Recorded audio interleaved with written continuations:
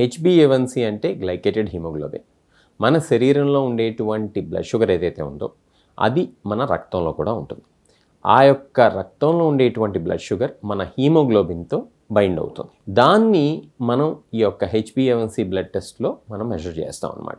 Last 2 to 3 months అంటే పోయినటువంటి 2-3 నెలల్లో మన యొక్క బ్లడ్ షుగర్ శాతం ఎంతగా ఉంది అని చెప్పేటువంటి టెస్టే హెచ్బిఏవన్సీ. ఈ యొక్క హెచ్బిఏవన్సీ టెస్ట్ కొన్ని సందర్భాల్లో తప్పుడు వాల్యూస్ మనకి ఇవ్వచ్చు. అంటే షుగర్ ఎక్కువగా ఉన్నా కూడా ఈ హెచ్బిఏవన్సీ తక్కువగా చూపించవచ్చు. కొన్ని సందర్భాల్లో రివర్స్లో కూడా చూపించవచ్చు.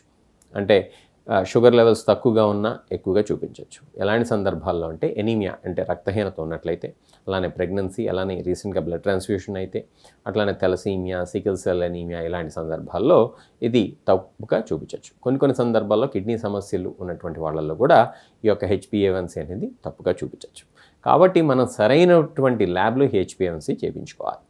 సరైనటువంటి ల్యాబ్లో హెచ్బిఏవన్సీ చేయించుకున్నట్లయితే గైడ్లైన్స్ ప్రకారం ఏంటంటే హెచ్బిఏవన్సీ అనేది 7% కన్నా కూడా తక్కువగా ఉండాలి. కాకపోతే ఇక్కడ గుర్తుంచుకోవాల్సినటువంటి విషయం ఏంటంటే అందరికీ ఒకటే హెచ్బిఏవన్సీ టార్గెట్ అనేది పెట్టుకోకూడదు.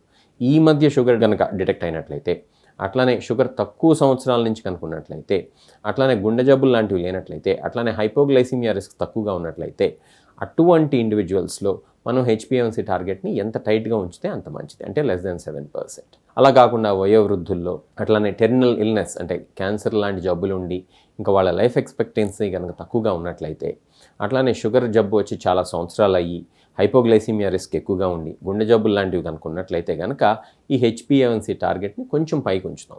కొంతమందిలో అయితే 8% వరకు కూడా యాక్సెప్టబుల్ అని చెప్పి గైడ్లైన్స్ చెప్తున్నాయి. కాబట్టి ఇండివిజువల్ బట్టి మనం హెచ్బిఏవన్సీ టార్గెట్ని మనం నిర్దేశిస్తూ ఉంటాం అన్నమాట. ఇంకొక ముఖ్యమైనటువంటి గమనిక ఏంటంటే కేవలం హెచ్బిఏవన్సీ మీదే డిపెండ్ కాకుండా మన గ్లూకోజ్ వేరియేషన్స్ ఎలా ఉంటున్నాయి అనేటువంటి విషయాన్ని కూడా మనం పరిగణలోకి తీసుకోవాలి. ఎందుకంటే కొంతమందికి ఏంటంటే బ్లడ్ షుగర్ లెవెల్స్ బాగా ఎక్కువగా ఉంటూ ఉంటాయి, బాగా పడిపోతూ ఉంటాయి. హెచ్బిఏవన్సీ చూస్తేనే బాగానే ఉంటుంది, 7% ఉంటుంది. అరే హెచ్బిఏవన్సీ బాగానే ఉంది కదా అని చెప్పి మనం అటువంటి వాళ్ళలో ఈ హెచ్చు తగ్గులు మనం కనుక అలౌ చేసినట్లయితే అది ఆరోగ్యానికి ఏమాత్రం మంచిది కాదు. ఎందుకంటే ఈ గ్లైసిమిక్ ఫ్లక్చువేషన్స్ ఏవైతే ఉన్నాయో దానివల్ల ఈ రెటినోపతి కావచ్చు, లేకపోతే న్యూరోపతి కావచ్చు, లేకపోతే ఇంకా చెప్పుకోవాలంటే ఈ యొక్క గుండెకి సంబంధించినటువంటి సమస్యలు కూడా వచ్చేటువంటి అవకాశం ఉంది. కాబట్టి మనం ఏంటంటే జాగ్రత్తగా ఈ యొక్క బ్లడ్ షుగర్ ఫ్లక్చువేషన్స్ కూడా ఎలా ఉంటున్నాయి అనేది కూడా తెలుసుకోవాల్సి ఉంటుంది హెచ్బిఏవన్సీతో పాటు.